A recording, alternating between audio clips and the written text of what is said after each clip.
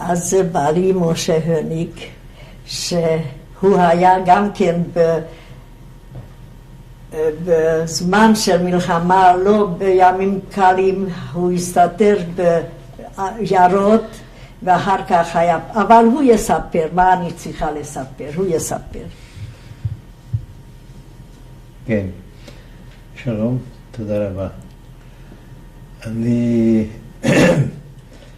מה שאני רוצה לספר על ימים הקשים שלי שחייתי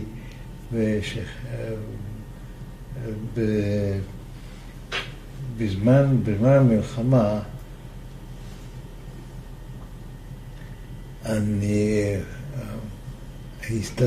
הסתתרנו, אני ואחי, עליו השלום, שכאן ישנה המצבה שלו, שהוא נספה, נהרג כפרטיזן.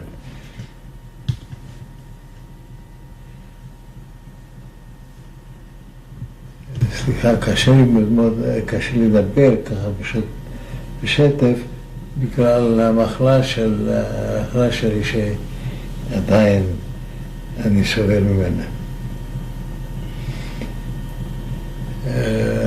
היו תקופות, בעיקר נאמר ב-42, 1942,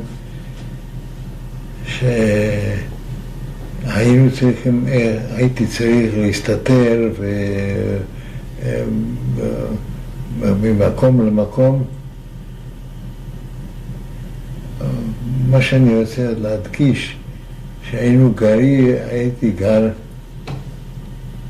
יחד עם ההורים, אנחנו שהיינו שאתם תראו אחר כך את התמונות. והיינו ביערות עם ההורים ואחים, גם שני אחים.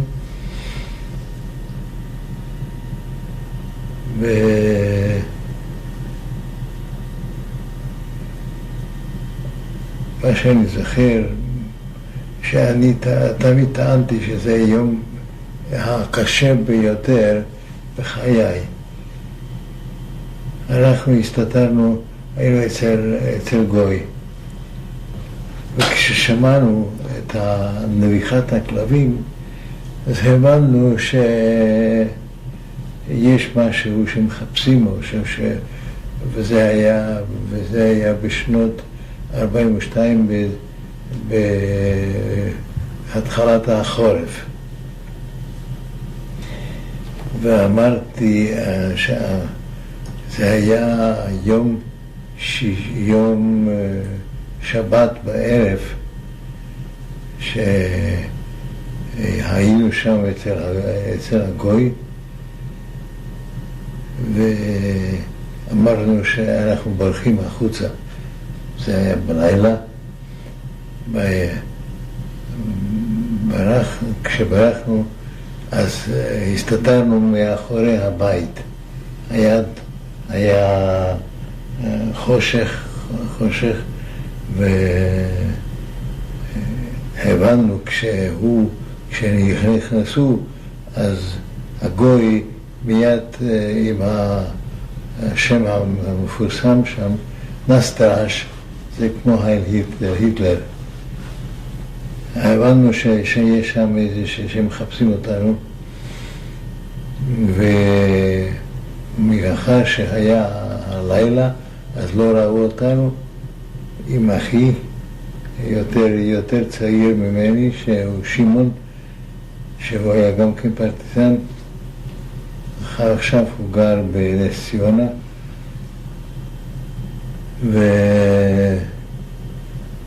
וכשהם עזבו, אז כנראה שהם שלחו איזה פטרול לראות מי גר כאן אצל הגוי.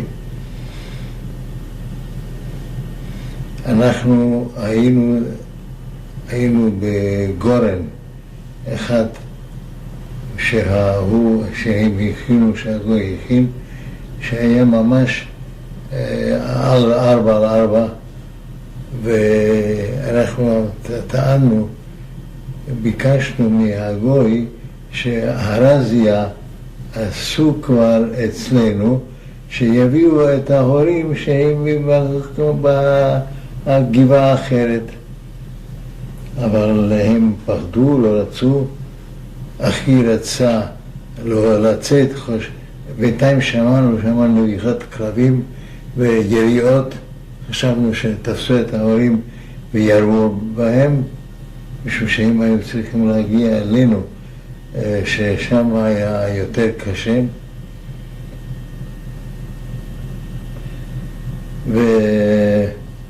אבל מה? באו אולי 30 או 40 אס-אס שהקיפו את כל הבית הזה, איפה שהגוי היה שם, כן, את זה שכחתי לספר, שבא אחד שבא לבדוק אותנו, את האנשים שהיה איך אומרים, מוסר לגרמנים, והוא מסר שכנראה שיש שם בבית הזה או יהודים או פרטיזנים שמסתתרים, והגיעו 40 אס-אסמן והקיפו את כל הבית, הדליקו, ובאה רוח כל כך חזקה שהעביר את הלהבה לכיוון אחר, לכיוון הפוך,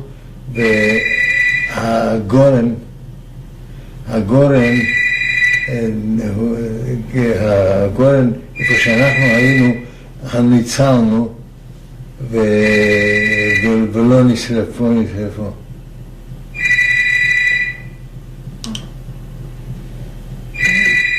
ככה ניצלתם.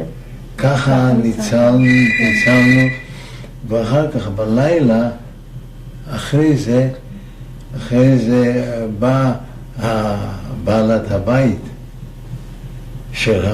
את הבעל, לקחו אותו ואימו אותו וקיבל מכות. בעלת הבית באה הגויה ונתנה לנו לחם ואומרת, אתם חייבים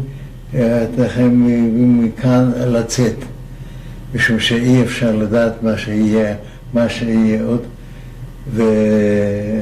ואנחנו ניצלנו פשוט מאוד מפני הרוח.